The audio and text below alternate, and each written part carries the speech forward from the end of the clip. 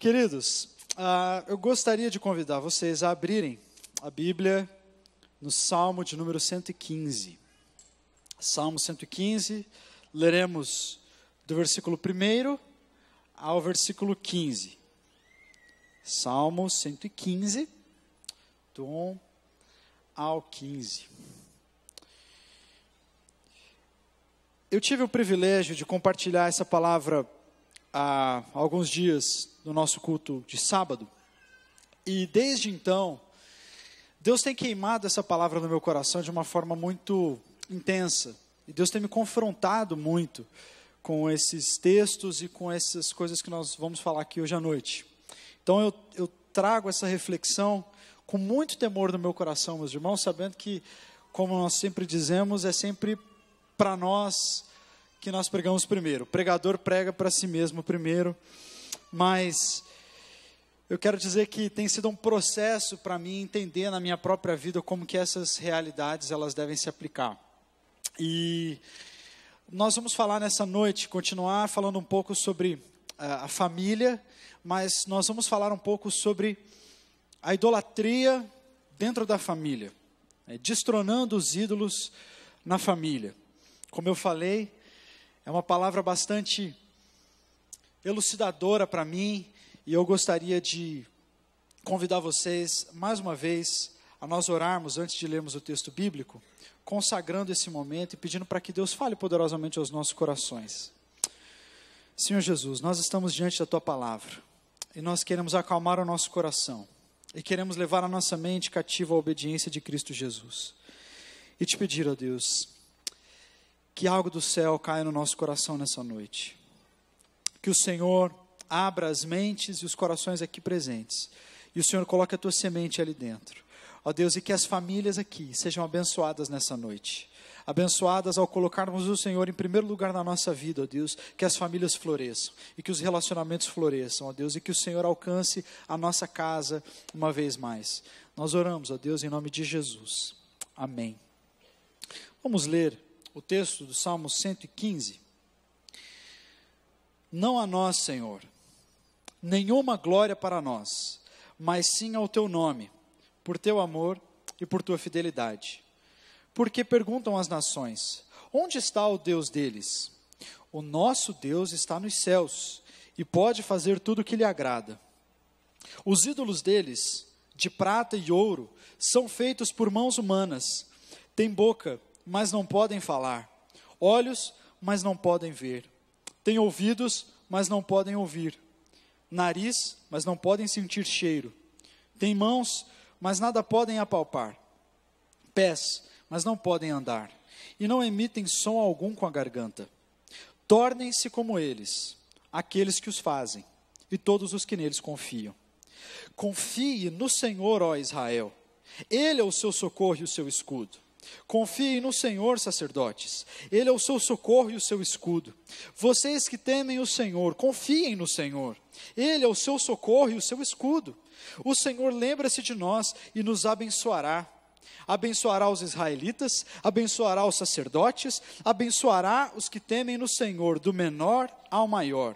Que o Senhor os multiplique, vocês e os seus filhos. Sejam abençoados pelo Senhor, que fez os céus e a terra. Amém. Esse texto, duas palavras saltam aos meus olhos.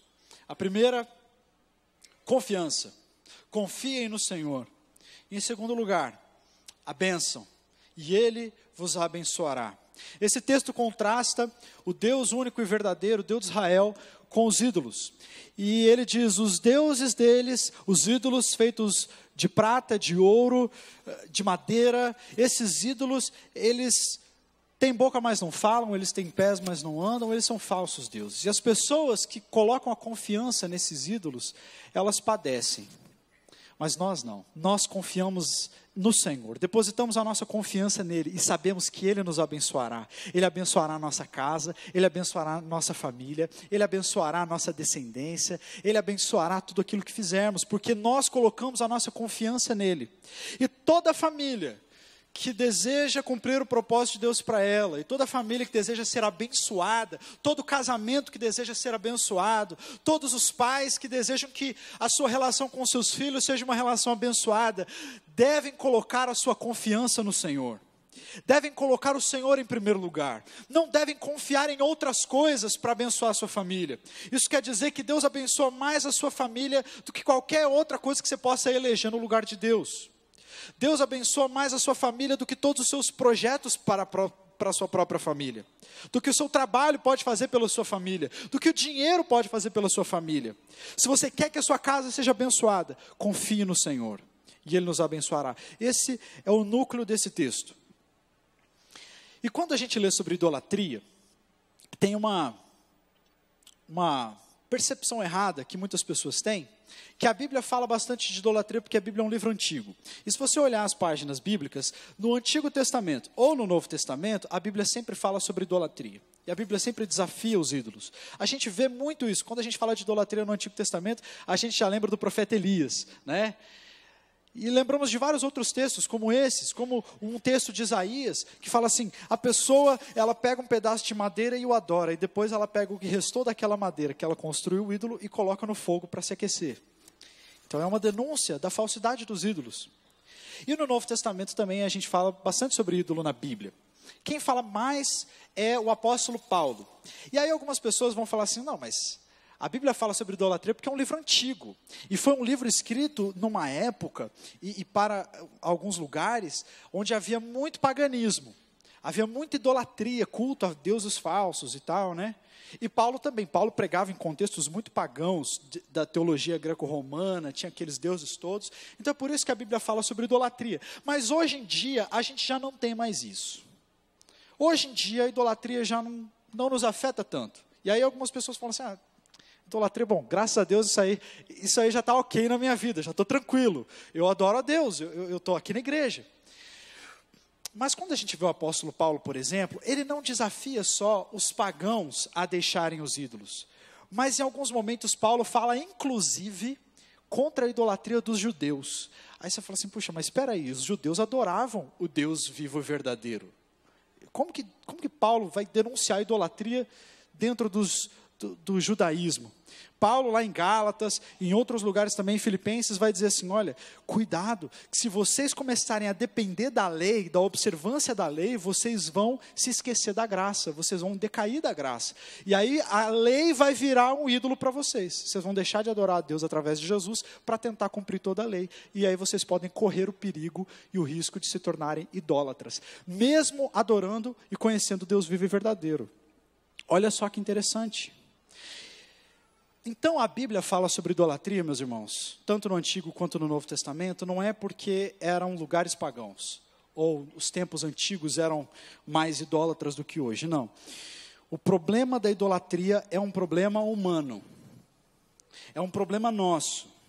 Não é um problema da cultura greco-romana, é um problema também da cultura brasileira, é um problema da minha cultura pessoal, é um problema dentro do cristianismo, é um problema para evangélicos, é um problema para católicos, é um problema para qualquer que seja a religião, porque é um problema humano. O reformador João Calvino disse, o coração humano é uma fábrica de ídolos. O coração humano é uma fábrica de ídolos. Então, se existem corações humanos aqui, existem fábricas de ídolos aqui. Nós precisamos deixar que a Bíblia nos alerte sobre o perigo que é nós adotarmos ídolos, mesmo achando que estamos a salvo deles. Mas isso acontece, e acontece bastante. As pessoas, elas não entendem que a idolatria, ela assume diferentes formas. Então, por exemplo, lá no Antigo Testamento a gente vê um deus chamado Moloque. E Moloque, ele era uma grande estátua e tinha uma cavidade na barriga. E as pessoas colocavam um grande fogo na barriga dele, né? Colocavam esse fogo incandescente, esse fogo muito forte, até que a estátua de Moloque ficava incandescente. E aí as pessoas levavam os seus filhos, os seus bebês, para sacrificar ao deus Moloque. Ele era um deus que exigia sacrifício infantil. E na nossa cultura a gente olha para esse tipo de coisa e fala assim, Deus me livre, né? Isso não acontece mais hoje, graças a Deus. A gente não existem divindades que exigem sacrifício infantil. Quem fazia isso eram pessoas que não tinham conhecimento nenhum. Eram tolos, é ou não é? Ninguém mais aceita um negócio desse. No entanto, apesar da gente não ter um Moloque hoje, existem carreiras e existem projetos profissionais que exigem exatamente a mesma coisa. Se você quiser ser bem-sucedido numa determinada área, você vai ter que sacrificar os seus filhos. Se você quiser romper, se você quiser estar no topo, muitas carreiras, muitos propósitos que as pessoas fazem de alcançar posições altíssimas no mercado de trabalho, exigem que você deixe os seus filhos e você deixe a sua família. E com o tempo, você vai perdendo os seus filhos e você vai perdendo a sua família. É um ídolo que exige de você que você sacrifique a sua família, que se você não sacrificar a sua família, você não consegue chegar onde você quer. É um Moloque moderno. E ainda assim as pessoas acham que não caem nesse tipo de coisa, né? Nós estamos cercados de ídolos. Não existem menos ídolos do que havia naquela época. Hoje, se duvidar, eu acho que existe até mais. Só que as pessoas elas acham que elas não adoram, que isso não as toca. Porque elas têm uma imagem de que a idolatria é eu chegar e eu me prostrar diante de um objeto. Um grande puritano do passado fala sobre a diferença da adoração. Ele fez um tratado sobre idolatria e ele diz assim: quando nós vamos adorar a Deus, existem dois tipos de adoração que nós prestamos a Deus. Existe uma adoração exterior e uma adoração interior. Eu entro aqui na igreja, está tocando a música, e aí eu levanto as minhas mãos, isso é um gesto de adoração. Eu fecho os meus olhos, eu me ajoelho, eu canto. Estes são atos exteriores de adoração. Mas o meu coração também adora, não é? O importante é a adoração do meu coração, porque se eu simplesmente chegar aqui e levantar as mãos e fechar os olhos e cantar e ajoelhar, mas meu coração está a quilômetros de distância daqui, então não há adoração verdadeira, porque existe uma adoração exterior e uma adoração interior. Com a idolatria acontece a mesma coisa. Existe uma idolatria que é exterior e uma idolatria interior. A idolatria exterior é quando você se prostra diante de um falso Deus e você o adora. Mas pouca gente faz isso. O problema é a adoração e a idolatria interior do coração, que acontece o tempo todo. Tem um escritor americano chamado David Foster Wallace. Ele foi um escritor da classe dos pós-modernos, né? E ele falou numa formatura de uma faculdade, e ele era um homem que não tinha nenhuma crença religiosa em particular. Ele não era cristão, ele não era judeu, ele era um agnóstico, ele não cria em nada, né? E ele disse algo muito interessante, eu gostaria que você ouvisse o que o David Foster Wallace disse nessa formatura. Nas trincheiras da vida diária adulta, não existe ateísmo. Não existe tal coisa como não adorar. Todo mundo adora. A única escolha que temos é o que adorar. E a razão convincente para talvez escolher algum tipo de Deus ou coisa do tipo espiritual para adorar, seja Jesus ou Alá, seja Yahvé, ou seja a deusa mãe Wicca, é que praticamente qualquer coisa que você adorar vai te devorar vivo.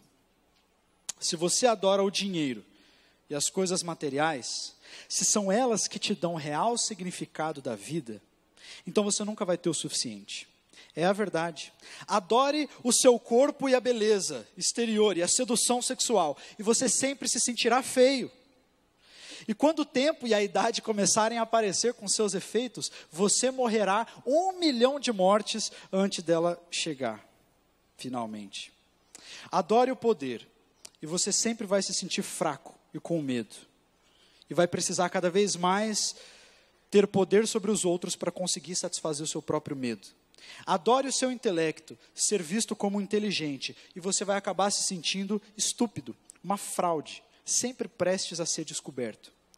Mas a coisa mais interessante sobre essas formas de adoração não é que elas são más ou pecaminosas, na visão dele, mas que elas são inconscientes, estão embutidas em nós. Quando David Foster Wallace fez esse discurso, a comunidade, principalmente daquelas pessoas mais céticas nos Estados Unidos, ficaram assim, com muita raiva. Eles disseram, como é que ele ousa dizer que nós adoramos? Nós não adoramos nada, nós não somos idólatras. Adorar é você entrar num templo religioso e você adorar uma entidade superior. Mas nós não adoramos. Eles ficaram muito bravos com isso. E o que prova exatamente o que o David Foster Wallace disse, que essas adorações, essas idolatrias, elas são inconscientes. Elas são feitas sem as pessoas perceberem. Porque toda vez, meu irmão e minha irmã, que você direciona a sua vida para algo, e você faz desse algo o seu alvo principal, e você extrai deste algo o seu valor pessoal, a sua alegria, o seu sentimento de identidade, você tem um ídolo. O ídolo é tudo aquilo para o qual você direciona a sua vida, os seus esforços, o seu pensamento, e você quer aquilo como nada você quer na vida. Você quer aquilo de uma maneira assim, exagerada. E você extrai desta coisa o seu sentimento de propósito, o seu sentimento de identidade e a sua alegria. É isso que é um ídolo. Perceba que o ídolo, ele não é necessariamente algo ruim. Na verdade, ele raramente é algo ruim. Idolatria não é você gostar de algo ruim. É você gostar demais de algo bom. O ídolo sempre é uma coisa boa, que sai do equilíbrio. Os ídolos, eles sempre nascem destes super desejos. Então, a idolatria, na visão, por exemplo, do Tim Keller, que é um autor americano, é que a idolatria não é desejar algo ruim, mas super desejar algo que é bom. Todo ídolo nasce da exaltação de algo que é muito bom. Toda vez que você pega uma coisa boa, ela é boa, mas ela é relativa. E você torna essa coisa relativa absoluta, maior do que tudo, você tem um ídolo. Por exemplo, inclusive na mitologia grega isso acontece. A razão, a racionalidade, isso é algo excelente. Deus nos deu razão. Deus nos deu o intelecto. Deus nos deu a capacidade de pensar, de argumentar, a capacidade da gente conseguir se comunicar uns com os outros. Isso vem da nossa razão, do nosso intelecto. Isso é muito bom, mas é relativo. Se você pegar a razão, que é relativa, e exaltar a razão e achar que ela é o mais importante de tudo, e você viver para isso, você tem uma deusa chamada Atenas, que é a deusa da razão. Toda vez que você absolutiza algo relativo, você tem um Deus. A beleza é algo maravilhoso. Deus nos fez belos. Deus olhou para a sua criação e achou que ficou tudo muito bom. A beleza é algo maravilhoso, mas é relativa. Se você absolutizar a beleza, e você fizer da beleza o seu maior alvo, a beleza física, e aí você conta os milímetros das calorias de tudo, porque o teu corpo é o teu santuário, e você exalta a beleza acima de tudo. Você tem Afrodite, que é a deusa da beleza. Se você pega, por exemplo, o dinheiro ou a prosperidade, que são coisas muito boas, são promessas de Deus para nós, é algo lindo, mas é relativo. E você pega esse relativo da prosperidade, e você vive para isso, e você exalta isso, você tem uma deusa grega chamada Artemis, ou Diana, que era a deusa da prosperidade. Então, perceba que os ídolos são coisas muito boas. Eles nunca são coisas ruins, mas eles são coisas que a gente deseja demais, além do que a gente deveria desejar. São coisas que se tornam absolutas e não deveriam ser absolutas, porque só Deus deve ser absoluto. Só o Senhor deve ser absoluto. É por isso que o Salmo 115 diz: as pessoas colocam a confiança nessas coisas. Elas colocam a confiança nesses ídolos, como se esses ídolos pudessem salvá-los. Mas eles não podem salvá-los. Eles têm boca, mas não falam. Eles prometem, mas não cumprem.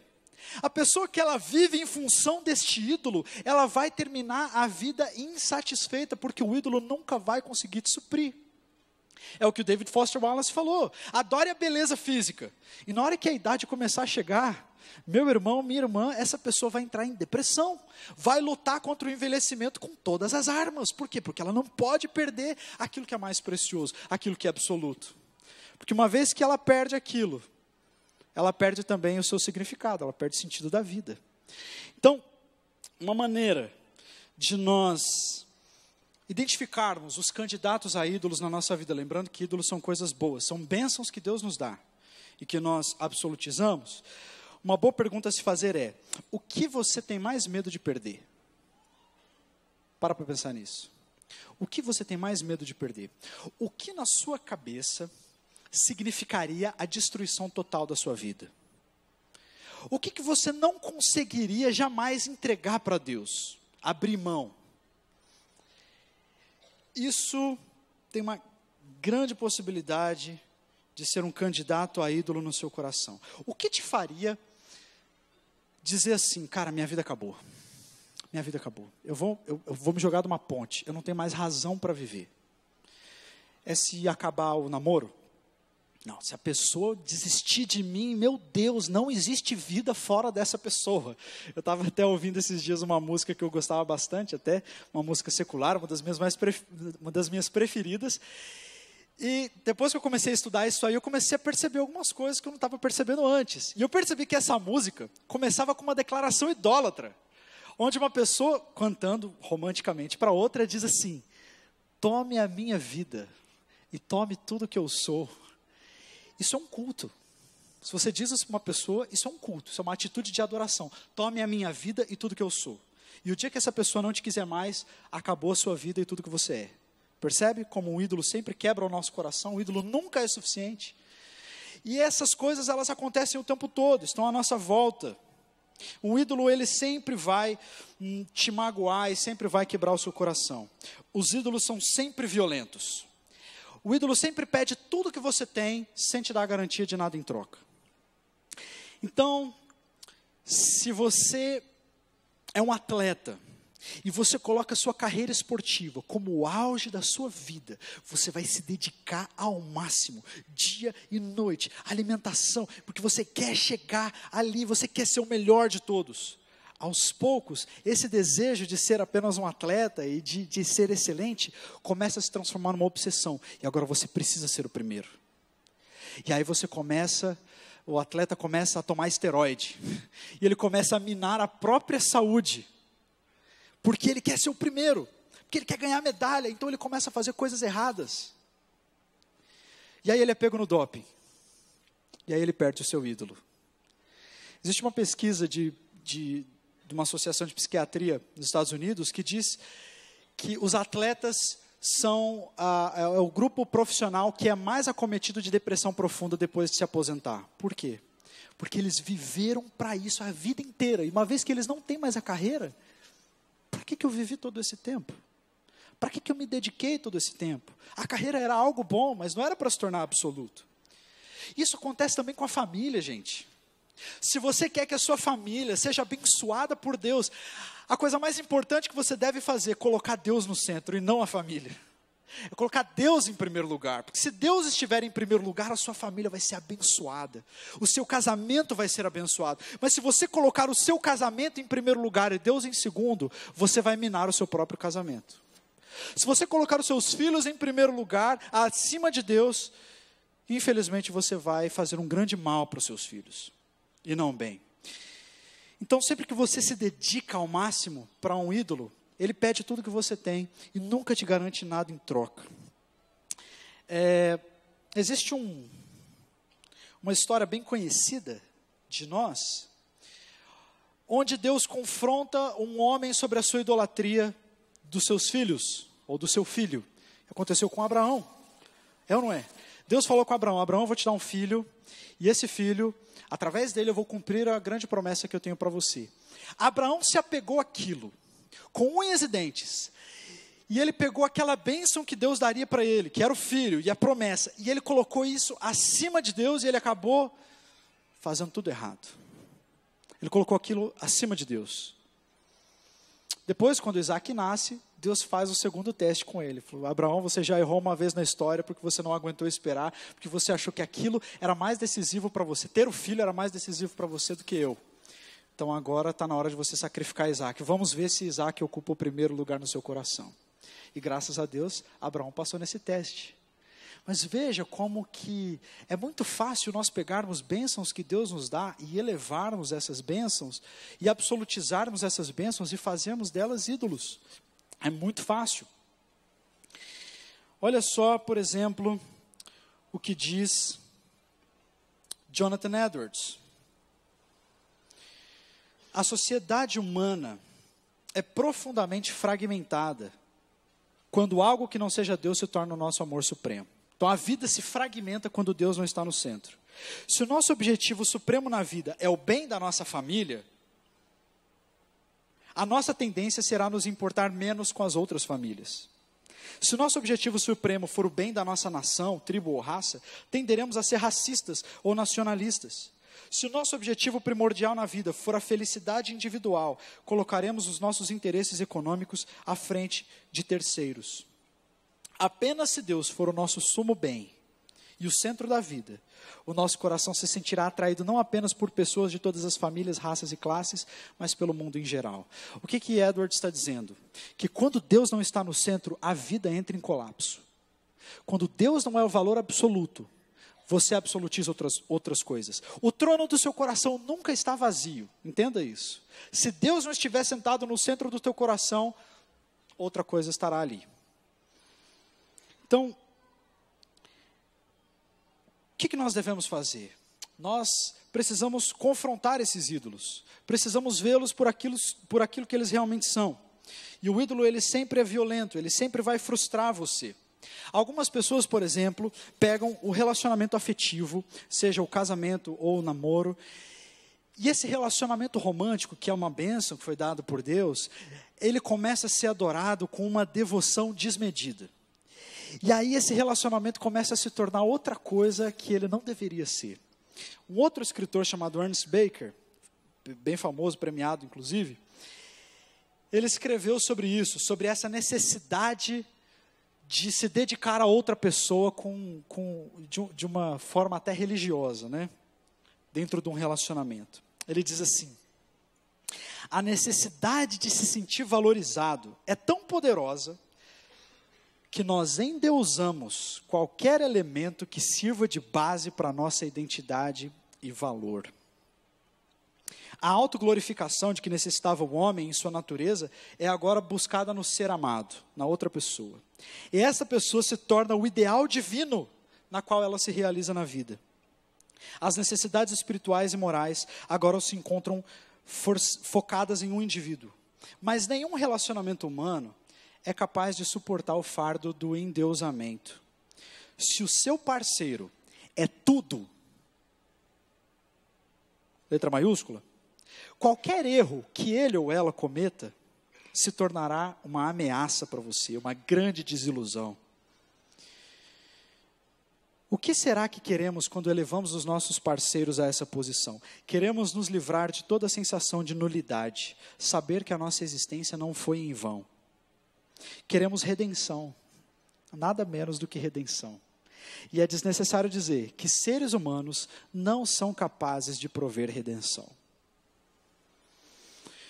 Uma menina deseja muito ser amada. Ela quer muito ser amada, quer muito ser valorizada. E ela quer tanto isso, que isso se torna o seu ídolo. Isso vai fazer com que ela não seja amada como ela deve. Porque o medo de não ser amada vai fazer com que ela se abra para qualquer relacionamento, inclusive para relacionamentos com homens que não querem amá-la como ela deve ser amada. Ela vai se abrir para qualquer rapaz. E quando esse rapaz forçar a barra, ela vai aceitar. Por quê? Por medo de não ser amada. Só que isso está destruindo a vida e o desejo dela de ser amada. Então, quando a gente se entrega para um ídolo, seja ele numa relação afetiva, seja no nosso trabalho, esse ídolo sempre vai terminar quebrando o nosso coração. Nós nunca vamos conseguir aquilo que a gente sonhava em primeiro lugar. Se você idolatra o seu trabalho, e você vive para o seu trabalho, e você diz assim, não, mas é por causa da minha família, é para prover para a minha família. Ok. Amém, seu trabalho é uma bênção. Mas aí você se foca tanto que ele se torna um ídolo. E você se dedica inteiramente ao seu trabalho. E você começa a perder a sua saúde e a perder a sua família por causa do trabalho. Sabe o que vai acontecer? Vai chegar um dia quando a sua saúde vai embora. E a sua família vai embora. E aí por causa da falta de saúde, da falta da família, o seu trabalho vai ser afetado. Você lutou tanto pelo trabalho. O ídolo sempre vai quebrar o seu coração. Nunca vamos conseguir nos satisfazer nos ídolos. É isso que o Salmo 115 diz. Não confie nos ídolos, confie no Senhor. É o Senhor que pode abençoar a sua família. É o Senhor que pode abençoar a sua vida. Os ídolos, eles prometem, mas não cumprem. Se você adorar o seu cônjuge ou o seu parceiro, se você fizer dele o seu alvo na sua vida, você ficará emocionalmente dependente, ciumento e controlador. E os problemas do outro serão opressivos para você. Quando eu estava orando sobre isso, eu cheguei para Carol, minha esposa, falei, meu amor, eu sei que eu já te disse isso antes, mas eu quero dizer de novo. Você é a mulher da minha vida. Você é a pessoa que eu mais amo no mundo. Mas você não é a razão da minha vida. A razão da minha vida é o Senhor. Você é a mulher da minha vida. Porque se eu digo para minha esposa que ela é a razão da minha vida, eu coloco um fardo sobre ela que ela não tem condição de carregar. E ela vai se sentir oprimida. E se um dia ela errar comigo, ela vai ficar com medo de que toda a nossa vida, a nossa família vai ruir. Por quê? Porque todas as minhas expectativas estavam nela e ela falhou. Aí eu disse para ela, você é a mulher da minha vida, mas a razão da minha vida é o Senhor, e Ele nunca vai falhar. Então, desse jeito, amor, eu estou te liberando para ser a minha esposa, para não ser o meu ídolo. E se você errar, nós vamos nos perdoar. E o Senhor, que nunca vai nos abandonar, vai fazer com que a nossa família seja restaurada. Mas se eu dependo da outra pessoa e eu extraio da outra pessoa toda a minha alegria, toda a minha satisfação, o dia que ela errar, cara, minha vida acabou. E se o Senhor recolhê-la? Meu Deus, todos nós estamos sujeitos a isso ou não? Eu perco a minha vida, a minha existência. Por quê? Porque tudo estava centralizado numa pessoa. Se eu idolatro a minha família, os meus filhos, e você idolatra o seu filho, você vai tentar viver a sua vida através da vida dele. E aí até que eles vão ficar irritados ou vão perder completamente a identidade própria. Na pior das hipóteses, talvez seja capaz de maltratá-lo se eles o desagradarem. O pai que coloca toda a sua expectativa no seu filho, porque muitas vezes tem um casamento que não o supre, tem uma vida que não o supre. Então ele tem aquele filho e ele fala, eu vou dar tudo para esse menino, porque se ele romper, se ele prosperar, aí eu vou ter feito alguma coisa certa na minha vida. Entendeu? Aí o garoto tem a pressão da vida dele e a pressão da vida do pai, que ele está vivendo duas vidas. Aí esse garoto, ele não consegue lidar com essa pressão, porque existe tanta expectativa em cima dele, que quando ele começa a errar, ele se esconde, ele já não conta mais as coisas para o pai, ele começa a viver escondido, porque ele tem medo de frustrar a expectativa, porque os pais fizeram dele um ídolo. Isso vai abençoar o filho, sim ou não? Isso vai fazer com que ele rompa, sim ou não? Você consegue exatamente o inverso do que você queria. Agora quando você chega para o seu filho, diz assim, filho, você é a maior bênção que Deus deu para o papai e para a mamãe, mas nós queremos dizer que antes de nós sermos os seus pais, o Senhor é o seu pai, e Ele tem um plano para você maior do que o meu plano, e Ele te ama mais do que eu, e você tem um projeto de vida que vai ser maravilhoso, porque Deus é o seu Senhor e nada vai te faltar. É completamente diferente.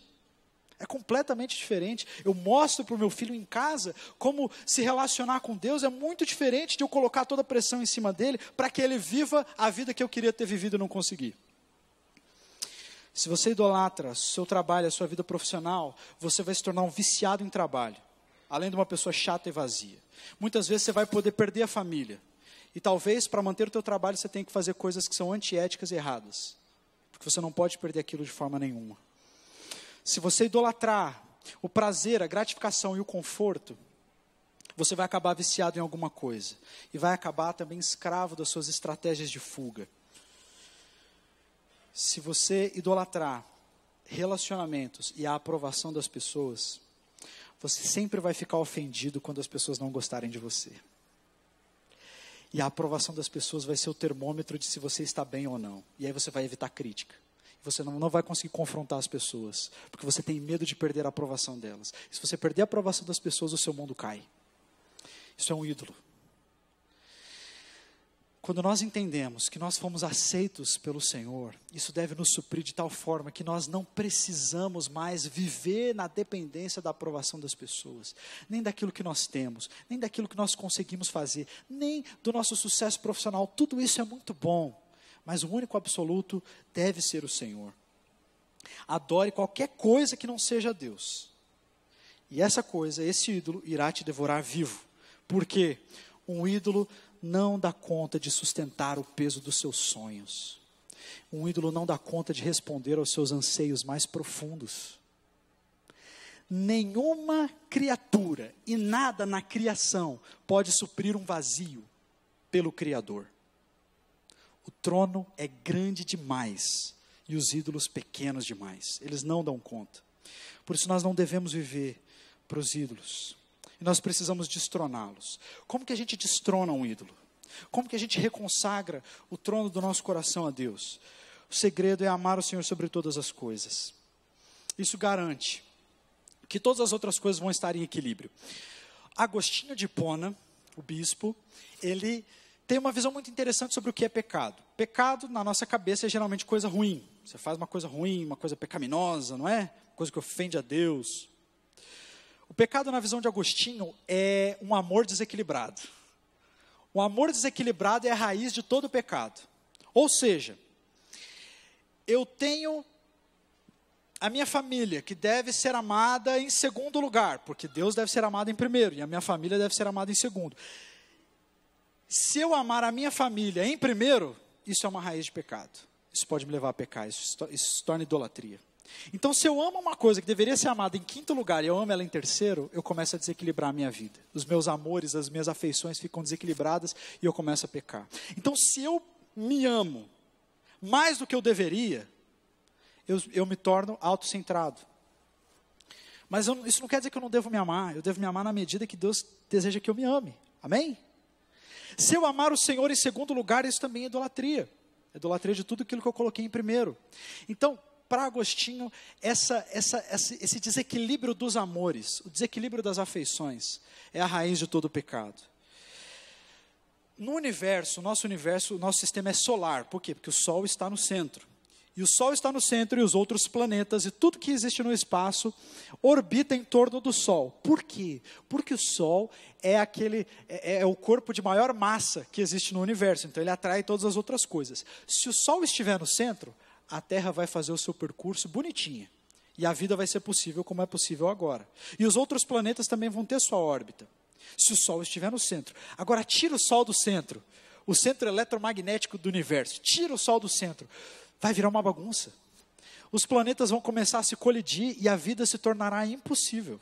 Porque o Sol deve estar no centro. Do mesmo jeito é a nossa vida. Deus é o nosso Sol. Se Deus estiver no centro, todos os nossos outros amores estarão equilibrados. E toda a nossa vida vai acontecer como Deus deseja que ela aconteça.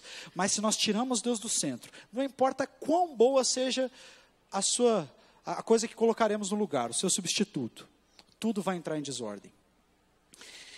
Destronar um ídolo pode ser algo muito doloroso, mas com certeza servir a ele é muito pior. Sabe por quê, gente? Porque o ídolo não dá conta de sustentar a nossa vida quando o dia mau chega. Quando o dia mau chega, o dia do desespero chega, ou nós temos Deus como valor absoluto para nos agarrarmos a ele, ou a gente perde a razão da vida. Porque os ídolos não têm resposta para esses momentos. O ídolo pede tudo que você tem sem te dar nada em troca. Essa palavra ela ganha um peso diferente para mim agora, que sou pai, né? Agora tem a Clara. E quando eu faço essa pergunta para tentar identificar o meu ídolo, o que é a coisa que eu não poderia perder? Que eu ia perder o chão se eu perdesse?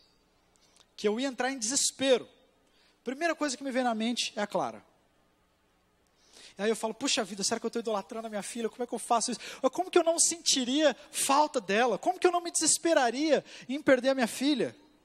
Todo mundo que é normal pensa assim, é ou não é? Quem que pensou nos filhos? E aí fica nessa crise, meu Deus, será que eu estou idolatrando os meus filhos? Como que eu poderia não entrar em depressão profunda se meu filho morresse? Como que eu poderia não sentir a falta dele? Em 2008, tem um compositor americano chamado Steven Curtis Chapman. Ele é um dos maiores artistas cristãos do último século, ganhou muitos prêmios, o cara que mais influenciou a minha vida, provavelmente, né, com as composições, com as músicas dele. O meu chamado missionário foi uma música dele. Eu ouvi Deus me chamando para missões quando eu estava ouvindo uma música dele. E eu fui muito, muito influenciado por ele. E aí, esse cara, ele tinha 4 filhos biológicos, e ele fundou uma ONG de adoção de crianças. E ele mesmo e a esposa adotaram 3 meninas chinesas, né? E eu sempre acompanhando as notícias, olhando lá no site e tal, vendo tudo que ele publicava, e sempre via vários vídeos dele com a Maria, né, que era a menininha do meio que ele adotou, a chinesinha. Ele conta que ele nem queria adotar mais, né, ele já estava com muito filho, mas ele chegou lá no orfanato dele e tinha essa menininha chamada Maria. Aí Deus lembrou ele de uma canção que ele tinha composto há muitos anos atrás, que era sobre uma menina órfã chamada Maria. E ele, na música ele dizia assim: quem é que vai amar a Maria? Quem é que vai pegar a Maria nos braços? E quando ele viu aquela menina, ele falou: meu Deus, é ela. Deus tocou profundamente no coração e eles adotaram essa menina, linda. Uma relação que eles tinham assim maravilhosa. Ele compôs uma música chamada Cinderela, em 2007. Nessa música ele conta que ele chegou em casa, ele estava muito cansado, doido para descansar, para dormir, e a filha a milhão, né? Eu tô nessa. Chego em casa cansado e a Clara assim, com o olhão aceso. E a Maria chegou para ele: papai, vestida de princesa, né? Vai ter uma festa no castelo e você é meu príncipe, então eu queria que você dançasse comigo. E ele assim, cara, e a música ele conta isso. Eu com milhões de coisas na minha cabeça para pensar, para me preocupar, cansado. Mas sabe o que eu vou fazer? Eu vou dançar com a Cinderela. Eu vou dançar com a Cinderela, porque ela é uma bênção que Deus me deu, e logo, logo o relógio vai bater meia-noite, e ela não vai mais estar aqui. Então eu vou dançar com ela enquanto eu posso. E aí a música conta, até quando, assim, no casamento dela, né, como que seria e tal, ele sempre dançando com a Cinderela. Ele compôs essa música em 2007. Em 2008, houve um acidente, e a Maria foi atropelada na frente da casa dele. E ela faleceu. 4 anos de idade, se eu não me engano. Eu lembro de abrir a notícia e ficar assim, muito assustado. Falei, meu Deus. E aquela família entrou em luto profundo. Um dos meus heróis da fé. Eu estava vendo ele ser quebrado. E no velório dela foi um negócio assim. A comunidade artística dos Estados Unidos, tanto cristã como secular, todo mundo, foi um negócio assim absurdo. Ele foi em vários programas de televisão, na Oprah, em vários lugares da entrevista sobre isso depois. Mas eles ficaram muito quebrados. E aí, 1 ano e meio depois, ele lançou um álbum só com músicas que ele compôs nesse período. Músicas de luto, de perda. E uma música chamou a minha atenção. E é por causa dessa música que eu sei que ele amava demais aquela filha, mas Deus continuava no centro. Ele diz assim: eu não queria respirar agora. Tudo que eu quero fazer é fechar os meus olhos, e não queria abri-los antes de chegar do outro lado, no céu. Eu não queria nem existir agora. Eu não queria pensar nenhum pensamento. Eu não queria sentir essa dor que eu sinto. Mas nesse momento, a dor é tudo que eu tenho. Consegue se identificar? Perceber esse peso? Essa dor? Ele diz, agora a dor é tudo que eu tenho. E aí ele muda. Ele diz, parece que é tudo que eu tenho. É como se a dor fosse tudo que eu tivesse, mas eu sei que não é. Eu sei que o Senhor continua sendo tudo que eu tenho. E eu confio em Ti. Senhor, mesmo quando eu não entendo, mesmo assim eu repito, o Senhor é o meu Deus, e eu confiarei em Ti. Uau! O sol está no centro. E quando vem o dia mau, quando passamos por problemas, e o sol está no centro, nós temos esperança, porque o nosso Deus não é um ídolo, nosso Deus é Pai, o nosso Deus não nos abandona. Os ídolos prometem que vão falar, mas não falam, prometem que vão abençoar, mas não vão abençoar. E se você dedicar a sua vida a qualquer outra coisa que não seja Deus, você vai terminar com as mãos vazias, vai ter perdido a sua casa, vai ter perdido a sua vida. Mas não se você colocar o Senhor em primeiro lugar, porque Ele é Pai. Enquanto os ídolos nos destroem, se a gente não cumpre as suas expectativas, O nosso Deus é o único que, se você falhar, Ele não te massacra. Ele te perdoa e te oferece uma chance para recomeçar. Esse é o nosso Deus. Por isso que Ele deve estar no centro. Porque não é um ídolo. Ele é o nosso Pai. Enquanto os ídolos pedem tudo o que você tem, sem te oferecer nada em troca, Deus foi o único que ofereceu tudo o que Ele tinha, sabendo que a gente não podia dar nada em troca. Ele deu por amor. Foi graça. Ele é Pai, Ele não é ídolo. Ele é muito melhor.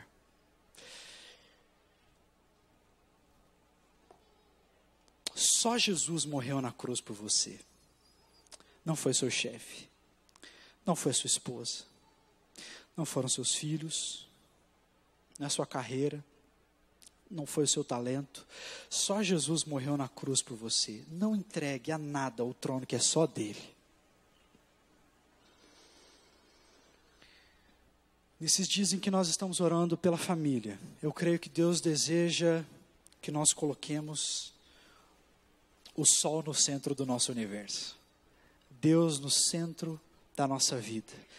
E com o Senhor no centro, Ele vai nos ensinar a ministrar a nossa casa.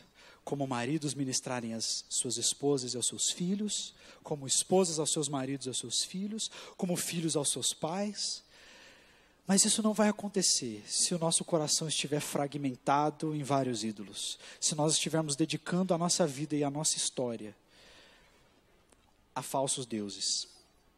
Quero te convidar a fechar os seus olhos, baixar a sua cabeça. Nós vamos orar. Deus deseja ser o primeiro e o único.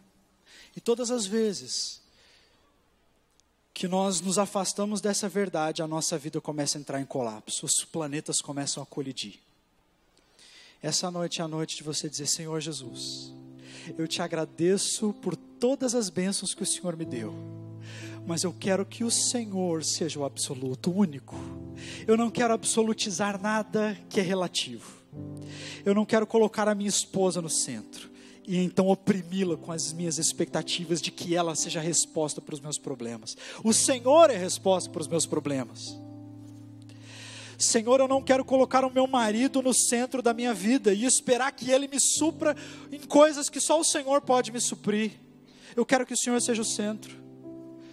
Deus, eu amo os meus filhos, os filhos que o Senhor me deu, mas eu quero entregá-los e dedicá-los ao Senhor, para que eu não os oprima com as minhas expectativas e eles sejam livres para te conhecer.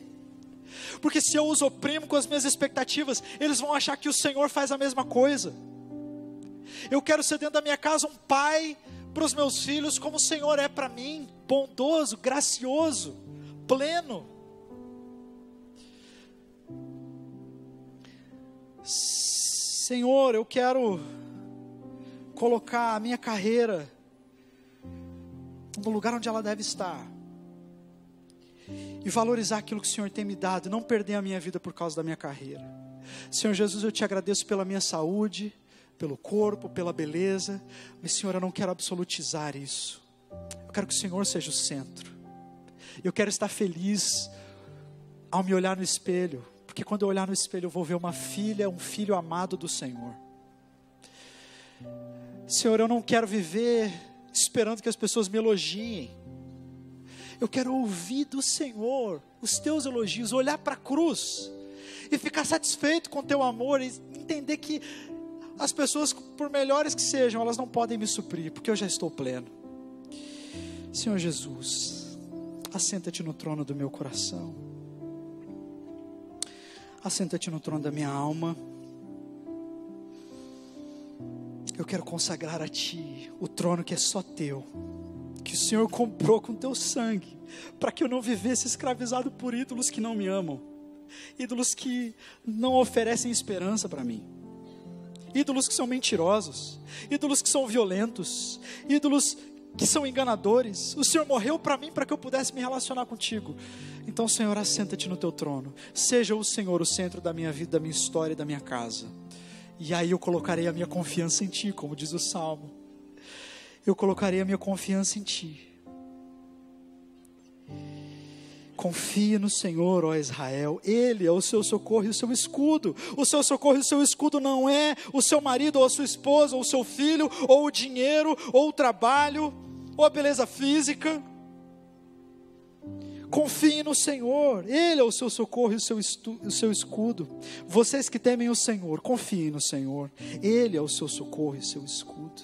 O Senhor lembra-se de nós e nos abençoará os israelitas, abençoará os sacerdotes, abençoará os que temem ao Senhor, do menor ao maior, porque Ele é rico em abençoar. Ele não é um ídolo que tem boca, mas não fala, não, Ele fala conosco. A palavra de Deus diz que o Senhor, que as tuas mãos não estão encolhidas para que não possa abençoar, e os seus ouvidos não estão tampados para que não ouça. O Senhor nos ouve, o Senhor fala conosco. Que o Senhor multiplique você e os seus filhos, sejam abençoados pelo Senhor, que fez os céus e a terra. Essa é a palavra do Senhor para nós. Deus, o Senhor conhece cada pessoa aqui, de uma forma que eu jamais poderia conhecer. E o Senhor conhece também a minha situação. E todos nós, ó Deus, todos nós estamos encerrados debaixo do pecado. Mas nós entendemos que o Senhor, na cruz do Calvário, derramou o seu sangue para que fôssemos livres e livres de verdade. Então, Deus, agora nós levantamos os nossos olhos a Ti e consagramos a nossa vida, consagramos a nossa família ao único Deus vivo e verdadeiro, que não é como os falsos deuses, mas que é rico em amar e perdoar. Obrigado, Senhor, pela Tua palavra. Ajuda-nos, Senhor, a vivermos nessa perspectiva de adoração unicamente ao Senhor, de extrairmos do Senhor a nossa identidade, extrairmos do Senhor a nossa felicidade, extrairmos do Senhor a nossa satisfação, porque o Senhor é o único que pode sustentar a nossa vida, os sonhos mais profundos, os anseios mais profundos. Só o Senhor pode. Nós te agradecemos, ó Pai, te louvamos nessa noite, em nome de Jesus, amém. Amém? Gostaria de convidar você a se colocar de pé no seu lugar. Nós já estamos encerrando.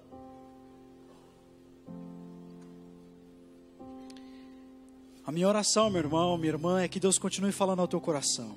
Continue te revelando aquilo que você precisa ver com olhos espirituais e reconsagrando, porque isso é uma tarefa que a gente não faz domingo à noite. Isso é uma tarefa diária. Colocar o Senhor no centro, destronar os falsos deuses. Que você continue nesse caminho de adoração completa ao Senhor. E que você prove de todas as suas bênçãos. Que você prove da riqueza de significado. Que você prove de uma alegria que não vai embora. Que você prove de cura. Que você prove de satisfação. Que você acorde sorrindo, porque você sabe que o Senhor está com você. Amém? Feche seus olhos. Deus, nós te louvamos por essa noite, te agradecemos pelas tuas bênçãos e pela tua palavra. Louvamos ao Senhor e queremos, ó Deus, te pedir que o Senhor continue nos abençoando durante essa semana. Que a graça do nosso Senhor Jesus Cristo, o amor maravilhoso e perdoador do Pai, a comunhão e a atuação permanente e poderosa do Santo Espírito de Deus nos leve e continue conosco, desde agora e para sempre. Amém e amém. Deus abençoe meu irmão, minha irmã, vão na paz. Um bom descanso e até semana que vem.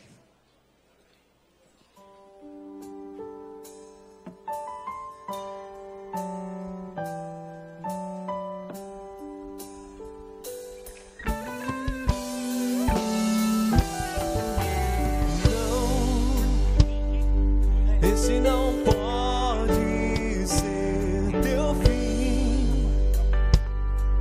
Não é o que Deus sonhou pra ti. Não podes aceitar ver tua família se acabar, tua esperança se apagar, tua fé esmurece.